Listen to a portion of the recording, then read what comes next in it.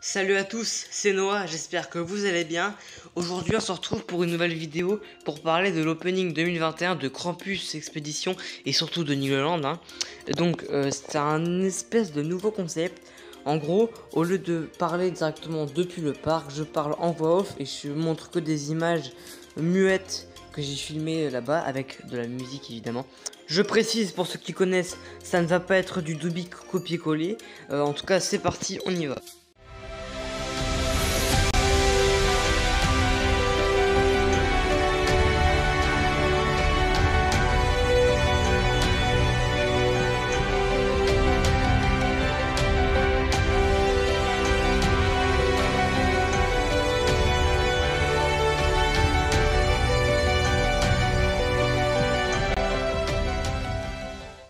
Alors pour commencer, quand on est arrivé, la hype était très présente. Car en arrivant sur le parking, évidemment, on passe pas loin de la route pour accéder à l'hôtel. Et donc, on a pu voir le coaster et un petit peu la théma. Et déjà, la hype était très grande. Car évidemment, on a pu voir cette tête de Krampus qu'on voyait depuis des mois sur les réseaux sociaux. On l'a enfin vu pour de vrai. Elle est impressionnante, bien que, comme certains le disent, un peu décevante. Parce qu'elle ressemble pas vraiment au concept art. Même le parc admet que les concept art étaient peut-être un petit peu trop excessifs par rapport à la réalité. Ce n'est pas très grave, on s'en fout, le coaster, c'est ce qui est le plus important, la théma aussi, mais si elle est un peu ratée, c'est pas très grave. En tout cas, on n'en pouvait plus d'attendre 8 mois et de voir Nigloland autant changer par rapport à l'année dernière où on n'avait que quelques rails en fin d'année. C'est sûr que ça change beaucoup et ça fait très plaisir à voir. Alors, donc on se gare totalement normalement. Celui qui nous emmenait est reparti tout simplement car il ne rentre pas avec nous dans le parc. Donc nous, on se munit de nos places ou de nos passes et on s'amène vers l'entrée. Alors, faut savoir qu'on est arrivé 1 heure environ avant l'ouverture pour être dans les premiers, mais il y avait déjà au moins une centaine de personnes devant l'entrée, donc ça prouve que les gens prévoient réellement du temps pour pas avoir beaucoup trop de monde à l'entrée. Alors du coup on est rentré vers environ 9h50. On a attendu 10 minutes devant le petit cordon qui se détache à 10h pour que les gens prennent d'assaut finalement le parc. Donc nous, dès qu'ils ont coupé le cordon, on a parti en courant, on a étudié le chemin le plus court et le moins connu pour aller à Krampus. Donc on a passé devant le petit poussé et le shit, ce qui est un chemin pas très connu parce qu'habituellement les gens vont passer devant Alpina Blitz. Sauf que fort heureusement, le cordon d'inauguration de Krampus était du côté du shit plutôt que du côté d'Alpina. Ça veut dire que ceux qui arrivaient du côté d'Alpina étaient redirigés vers Noisette Express pour faire le tour. Donc c'est dommage pour eux. Donc nous on a du coup réussi à arriver dans les premiers devant le cordon d'inauguration. Il y avait déjà une dizaine de personnes. On s'était mis juste à côté du lac, vraiment contre les barrières. Et on a attendu. Alors on a attendu quelques minutes, il y a eu France 3 qui est venu, Philippe Dinan, donc le directeur technique, est venu aussi un peu parler avec tout le monde et tout. Il y a eu Benji de Coaster World qui est venu faire un peu son show pour l'épisode 5 de Krampus Expedition sur l'Instagram de Nigloland. Et il y a eu également Rodolphe qui a donc coupé le cordon. Une fois que Rodolphe a coupé le cordon, tout le monde a couru vers l'entrée qui était à quelques mètres seulement. Donc nous on s'est fait éjecter sur le côté avec les amis avec qui j'étais. Donc on a quand même réussi à se glisser dans la file d'attente, mais malheureusement on n'était pas les premiers, on a eu le 4e ou le 5e bateau je crois. Et donc une fois avoir vaguement observé la file d'attente, car on marchait assez vite, même si on profitait un peu quand même, donc on s'est enfin glissé dans le bateau. Et donc c'était parti pour le premier ride de Krampus. Alors quand on est dans le bateau, ils dispatchent comme Alpina, c'est-à-dire avec une passerelle pour les opérateurs devant, ce que seul Nigloland sait faire et a fait jusqu'à maintenant, ce qui est très intelligent pour opérer l'attraction à un seul opérateur. Bien sûr le débit est un peu ralenti, c'est un seul opérateur, mais ça évite d'avoir trop d'opérateurs sur les quais et tout, c'est très pratique. Alors, donc le bateau se glisse dans le petit canal qui fait un demi-tour juste avant le lift, ayant fait Poséidon. Bon bah c'est un canal comme les autres. Il y avait sur la gauche juste avant le lift une petite théma de cabane qui n'était pas terminée. Hâte de voir le résultat. On y retournera très bientôt d'ailleurs pour voir à quoi ça va ressembler. Alors, donc on arrive vers le lift. Ayant fait Poséidon, je sais qu'il y a un truc pour amener le bateau sur la chaîne. Il y a une espèce de tapis roulant. Sur Poséidon, il vibre énormément. Enfin, il fait sauter le bateau. Sur Krampus, pas du tout. Ça, c'est incroyable. C'est une grosse surprise que j'ai eue. Donc une fois arrivé en haut du lift, qui était encore une fois très smooth, finalement, puisque le coaster est neuf, il était assez rapide. On arrive en haut et là c'est beaucoup trop bien. Le coaster est fluide. Alors ne vous attendez pas à beaucoup d'airtime, hein, c'est pas un coaster thrill, c'est un coaster familial, donc forcément il n'y a pas beaucoup d'airtime. Donc le petit EGF Turn fait quand même son petit effet. On arrive en haut de la drop. Sur l'espèce de Twisted Camelback, la drop est incroyable avec cette cassure en haut qui fait que le bateau plonge littéralement sous la tranchée.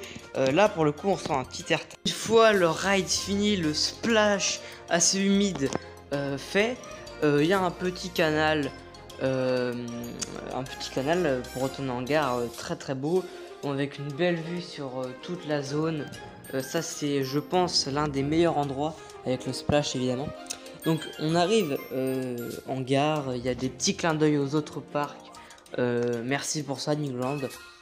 Donc après ce magnifique ride de Krampus qui s'est très bien passé, on a donc couru vers Alpina, fait Alpina, on a fait Spatial, on a fait Donjon Extrême, on a fait la rivière canadienne, excusez-moi. Donc tous les rides habituels de Nigloland finalement. Donc ça, pas besoin de préciser exactement ce qu'on a fait, hein.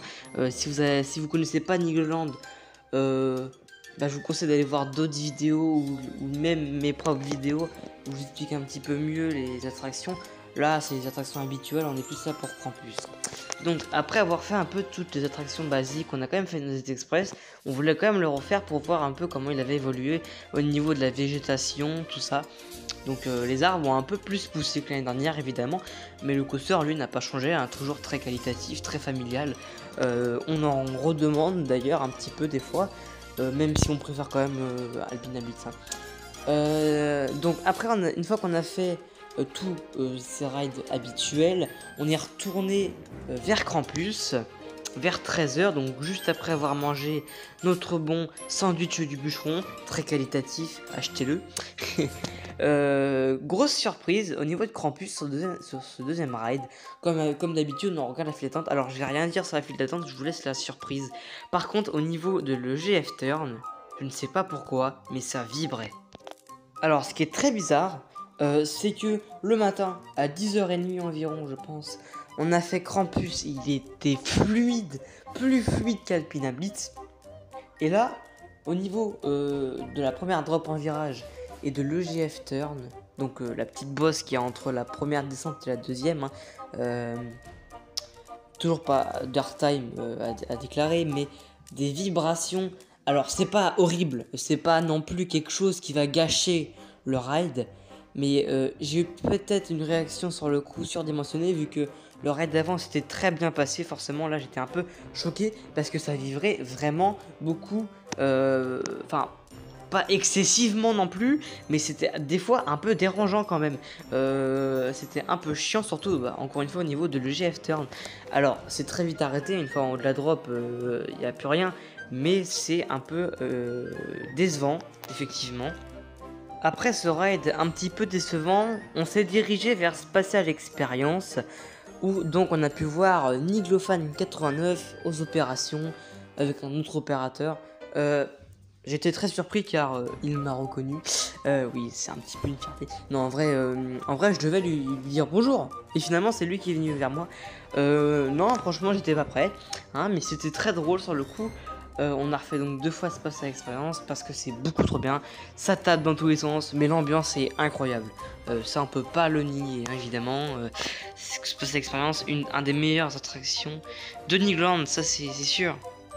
Ensuite, après quelques rides encore une fois habituels, on est retourné un peu vers le village canadien, on a fait le Grizzly, et bien on a refait Krampus avec d'autres placements pour vérifier si c'était pas un défaut du bateau ou si c'était vraiment un défaut du coaster quand il était chaud. Effectivement, c'était un défaut du coaster quand il est chaud car on l'a refait, il vibre encore. Seule différence on a pris avec Maxime, donc Foxy the Fox, on a pris une grosse vague. On était trempés. On était vraiment trempés. C'est-à-dire qu'après le splash assez humide, le bateau a été bien freiné. Et je pense que j'étais pas en train de regarder à ce moment-là. Une vague d'eau est passée par-dessus le devant du bateau et nous est atterri sur les jambes. On avait les jambes trempées jusqu'à la fin de la journée, sachant qu'on a fait ça vers 17, enfin même 16h, ce qui était un peu chiant, mais très rafraîchissant. Ensuite, donc, on a fini la journée avec Alpina, tout ça. C'était vraiment super. Alpina, qui d'ailleurs, selon pas mal de monde, tremble au niveau de la first drop. C'est pas faux, mais c'est pas dérangeant, loin de là. C'est des petites vibrations qui durent 3 secondes. Pour moi, c'est rien du tout. Alors, avant, il n'y avait pas ça, maintenant, il y a ça. C'est vraiment pas grave, hein, c'est normal. Ensuite, donc, on a voulu refaire Krampus. Sauf qu'il est tombé en panne, donc on a dû évacuer la file d'attente. Et ensuite, jusqu'à la fin de la journée, il était en arrêt lift. En tout, il y a eu 2-3 pannes, je crois. Donc on n'a pas pu refaire Krampus. On l'a fait quand même 3 fois, hein, ce qui est pas mal. Donc ça, les pannes, les premières journées comme ça d'ouverture, c'est normal. Hein, ça arrive à Nozet Express, donc... En tout cas, c'est tout pour aujourd'hui. En tout cas, j'espère que cette vidéo vous aura plu. N'hésitez pas à vous abonner, partager, liker la vidéo, hein, comme d'habitude finalement. C'était une journée très bien, on y retournera très prochainement pour faire d'autres avis. Peut-être que le coaster aura évolué, la théma est pas complètement terminée, donc on verra bien ce que ça donne. En tout cas, moi je vous dis à une prochaine et salut.